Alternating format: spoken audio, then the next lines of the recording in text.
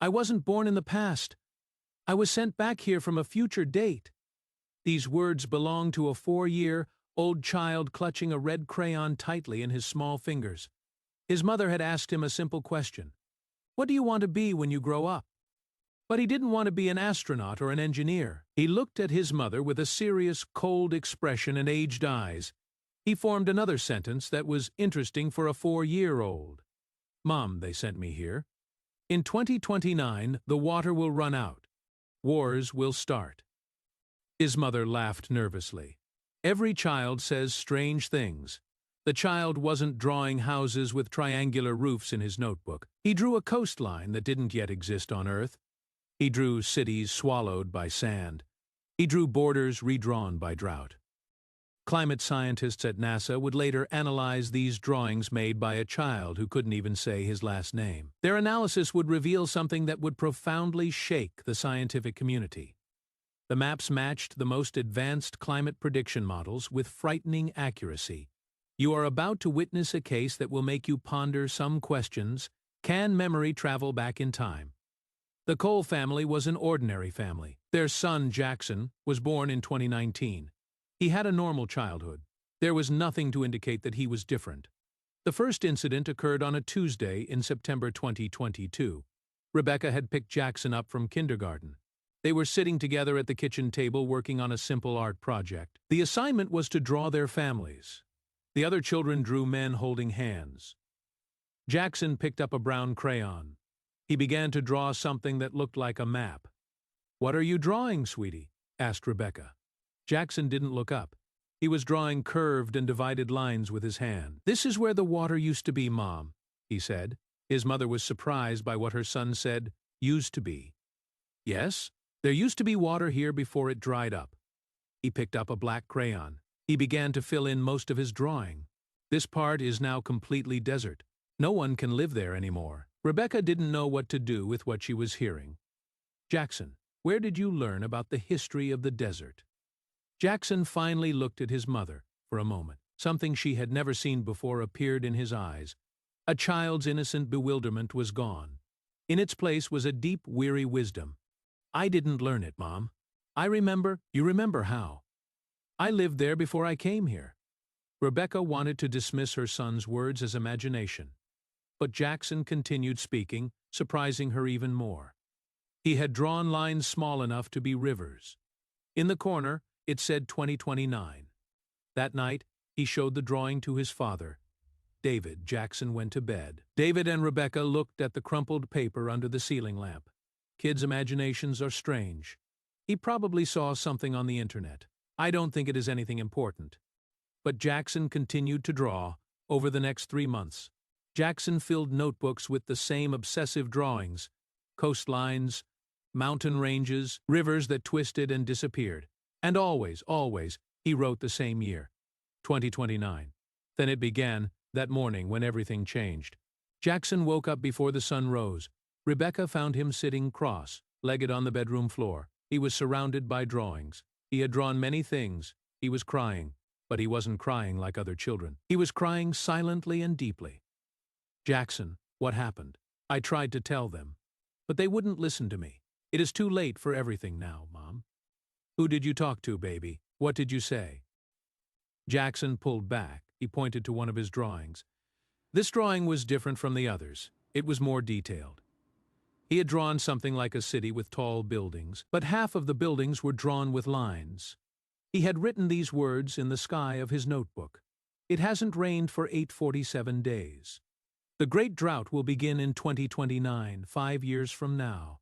Everything will be very bad. The reservoirs are emptying, the crops are disappearing. People are starting to migrate north, but they have nowhere to go. I was 12 when it started. I remember waiting in line for water rations. I remember my teacher crying because her family was still in Arizona and she couldn't reach them." A 4-year-old child sat across from his mother, recounting memories from when he was 9. He was recounting memories of a future that had not yet happened. "Jackson, how do you know these things?" Jackson looked at her with his very old eyes. "Because I lived through them, Mom. I lived until 2060. Then they sent me back. They said if I returned early enough I could warn people. Maybe this time it could be different. Rebecca thought her son had gone mad. Who sent you back? I don't know. When I woke up, I was a baby again. I couldn't talk yet. When I started talking, I thought maybe it was all a dream. But it is not a dream. It is a memory. And Mom, the water will run out worldwide in 2029. She wanted to tell him it wasn't real. She wanted to tell him he was confused, that he'd seen something scary. His imagination might be playing tricks on him. But the seriousness in his voice was absolute. And the details were too specific and too technical for a child who sometimes still mixed up left and right. David didn't react much to what his son had done that evening. We need to take him to a child psychologist. This isn't normal, Rebecca. I know it is not normal. Could he be experiencing that thing? What thing? That our 4-year-old son is actually a time traveler. David got angry when he heard these words, but Rebecca couldn't let the matter drop. That night, she sat down next to Jackson. She asked him to draw everything he remembered. She wanted to see everything. She wanted to understand what her son was claiming. Jackson drew for 2 hours. When he finished, the kitchen table was covered with maps of a world transformed by drought. He had named the regions. He had drawn arrows showing mass migration patterns. He had written numbers she couldn't understand. Population figures, temperature increases, and rainfall percentages. In the middle of it all was a timeline. A timeline starting in 2029 and ending in 2060, detailing how climate change would collapse. Rebecca asked, "What will happen in 2060? For the first time since all this began, he looked like a small child again, scared, alone. I died in those years, Mom, he said. Then they sent me back. Rebecca knew they needed help from an expert, but she didn't know who to turn to. A therapist would dismiss this as fantasy. She needed someone who could see Jackson's drawings not as symptoms of delusion, but as data. Someone who could tell her if there was a hidden truth in her son's impossible memories. Through a friend's referral, she found Dr. Marcus Webb. Webb, a professor of climate science at Portland State University, was an expert in his field. He was a man with the patient demeanor of someone who had spent his life explaining complex subjects to skeptical listeners. On Saturday morning, he agreed to meet with them in his cluttered office, which smelled of old books and coffee. Rebecca had brought everything with her. She placed 3 notebooks filled with Jackson's drawings on the table. She presented them to Dr. Webb, along with dates and documents like evidence in a courtroom. Dr. Webb examined the materials without speaking for a long time. He picked up one drawing, then another, holding it up to the light. The expression on his face was unreadable. Finally, he looked at Jackson. "Did anyone help you make these?" he asked. "Have you seen maps like these before? On television, for example? Or on your family's computer?" "Number, I haven't seen these." "Do you know what climate change means?" "Yes, I know. It means the world is getting warmer because of carbon in the air. The ice is melting, weather conditions are getting worse, and if this goes too far, some places will become uninhabitable." That is a very sophisticated understanding for someone your age. "I didn't learn this from somewhere. I experienced all of this." Dr. Webb put the drawings on the table. He leaned back in his chair. He studied the child seriously. "Jackson, I am going to ask you a few questions. Some may seem strange to you. Will that be a problem? As far as you remember, what was the average global temperature in 2040? 2.8 degrees above pre-industrial levels, and in 2050, 3.6 degrees. That year, the monsoon rains completely stopped. India had to evacuate 70 million people. Rebecca watched the professor's face closely. She saw the moment when his professional skepticism vanished. "Young man, these figures almost perfectly match the worst-case scenario projections in the IPCC's latest report, a report that hasn't been published yet. A report that is currently under peer review and has not been made public. I know because I didn't read it in a report. I lived it." Dr. Webb took out his phone and began taking pictures of the drawings. Then he looked at Rebecca. "May I have your permission to share these with some colleagues? Of course, I will share them anonymously." "What do you think you'll find?" "I don't know, but these drawings could have been made by your son without any outside input, without access to scientific data or climate models. Then we need to understand how he produced them, because this isn't imagination. This is a prediction, a sophisticated data-driven prediction. Over the next 2 weeks, Dr. Webb conducted his tests. He showed Jackson photographs of the current coastline. He asked him to draw what it would look like 30 years from now. He wanted to skew Jackson's answers. He had added false information. He deliberately showed maps containing incorrect geographical information to see if the child would notice. Jackson caught every mistake. He accurately adjusted the sea levels. He determined which cities would be flooded and which would face water shortages. When Dr. Webb showed him a photo of Lake Mead, one of the largest reservoirs in the United States, Jackson looked at the photo for a long time before speaking. "You should go there," he said. "Why?" "Because I remember something. There was an underground station there. They were monitoring water levels and soil composition. When the lake dropped to below a certain level, they found something. Records surfaced. Old records from one of the first climate monitoring programs. They proved that decades before this event occurred, people knew it was coming. They knew, but they did nothing." Dr. Webb locked eyes with Rebecca. "Jackson, as far as I know, there is no underground monitoring station at Lake Mead. There will be, or there was. I don't know how to explain it. When you remember both the past and the future at the same time, time gets confusing. But if you go there when the water is low enough, look near the old water intake towers, and you'll find the entrance. There is a yellow sign. It is government property. No trespassing." "I'll go, with your permission. I'd like to take Jackson with me, and I want to document everything." David objected. "You want to take our 4-year-old son to Nevada based on a fantasy about underground bunkers?" "I want to take him there to prove it is a fantasy," he replied. "If we go and find nothing, we can all agree it is a detailed fantasy. We can provide him with the psychological help he needs. But if we go and find something," he cut himself off, unwilling to finish the sentence. Rebecca made up her mind. "We're all going there as a family." They set out in January 2023. The journey from Portland to Lake Mead took 14 hours. It was a long and tense trip. They parked their cars next to the old water intake towers. These massive concrete structures used to draw water from the depths of the reservoir. Now they jutted out of the receding lake like the bones of an ancient creature. Jackson got out of the car. He stood motionless, watching the landscape. His face was pale. "Are you okay?" asked Rebecca. "I know this place. I've been here before. I came here when there was no water left." Dr. Webb had his equipment ready. "Show us where to look." Jackson moved forward with the confidence of someone following a map only he could see. He guided them along the coastline.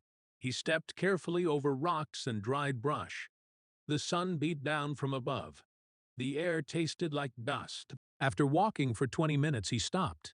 "It is there, behind those rocks." Dr. Webb approached and carefully examined the area. At first, Rebecca saw nothing, only rocks and shadows, but then she noticed it.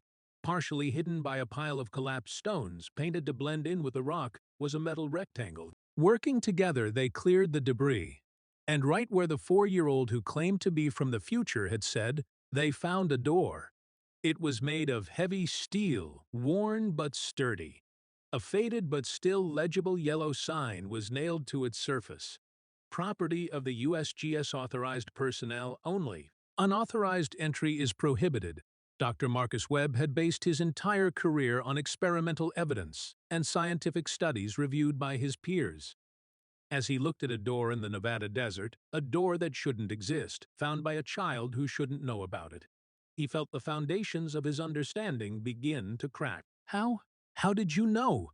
Jackson looked at him with those aged eyes. "I told you. I remember." The door was locked, but the lock was old. Decades of desert heat and occasional flash floods had worn it down. Dr. Webb had brought a crowbar with him. He wedged it into the gap between the door and the frame. Rust fell in orange clouds. With one final push, the lock opened with a sharp sound that echoed off the canyon walls. The door swung inward. A darkness that swallowed the daylight appeared. A stale wave of air carrying the smell of dust, concrete, and something else spread out. Dr. Webb pulled out a flashlight. The light illuminated the darkness. There was a staircase inside the earth. "We shouldn't go in there without permission." They had already crossed too many lines. What difference would one more make? I am going. This is a USGS facility, a government property used for scientific research. As a climate scientist, I have a reasonable cause to conduct research. Jackson joined the conversation. I should come too. I need to show you what is down there. Rebecca wanted to refuse. She wanted to take her son back to the car. She wanted to go home and pretend none of this had happened. But she knew they had gone too far to turn back now.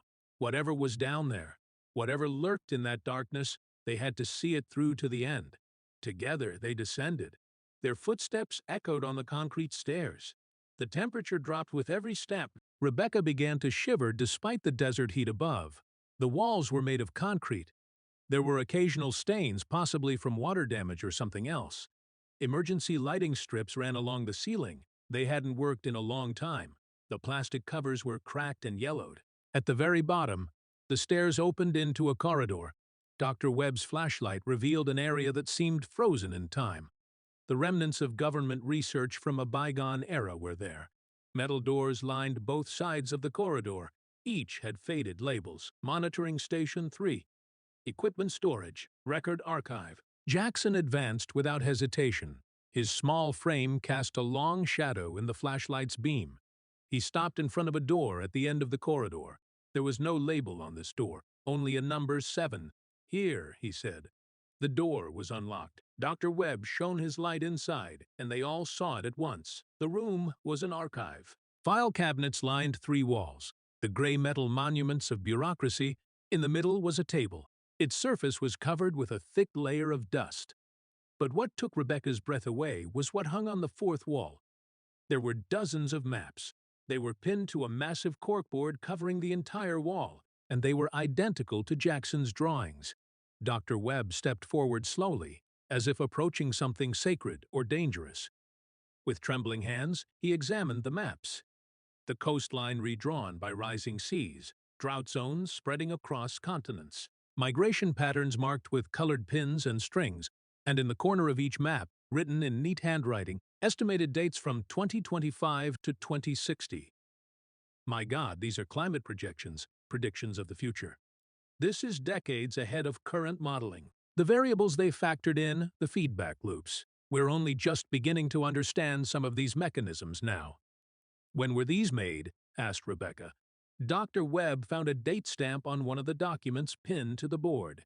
His face went pale. 1982, these predictions had been made 40 years ago. Predictions that matched in detail the drawings of a 4-year-old child in the kitchen with crayons and cardboard. David asked, "Who made these?" Dr. Webb had already begun searching through the drawers of the filing cabinet with increasing urgency. Most were empty, but in the 3rd cabinet, he found what he was looking for. He pulled it out and opened it on the table, dust clouds rising around them. The first page was a title page, Confidential Long-Term Climate Impact Study, Defense Advanced Research Projects Agency, Principal Investigator Dr. Ellen Santiago, and underneath, stamped in red, it read Project Terminated in 1989. All findings sealed. They knew. They had the data. They had the predictions. And they buried it all.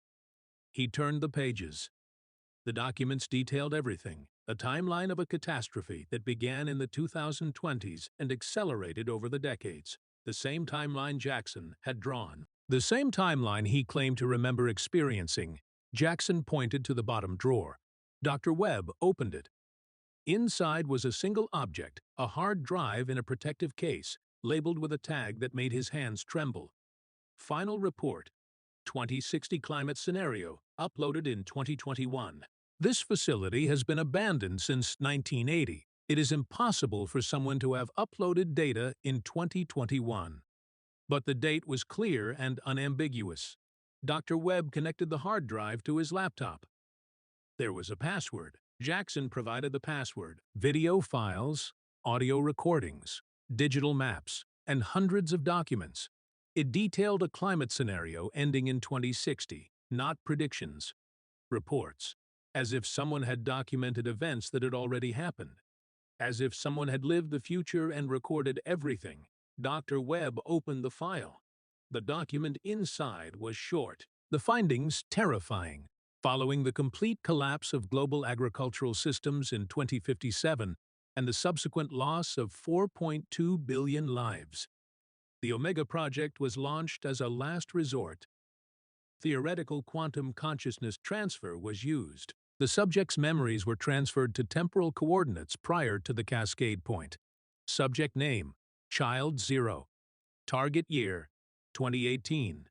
Probability of timeline alteration: 0.03%. Proceed with transfer.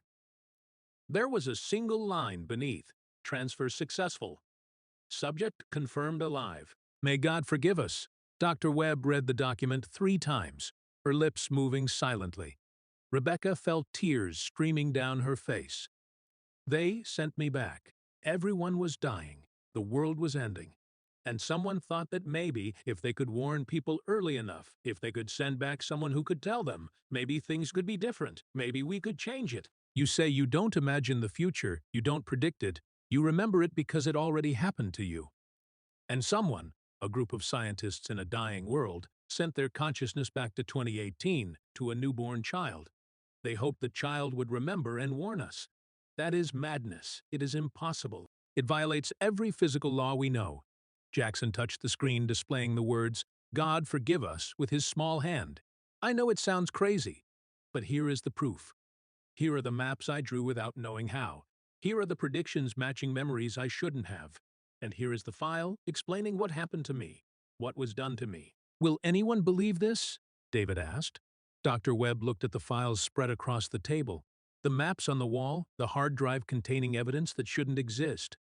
I don't know, but I have to try, because if we don't listen, if we dismiss this as impossible and go back to our normal lives, everything Jackson remembers will become real.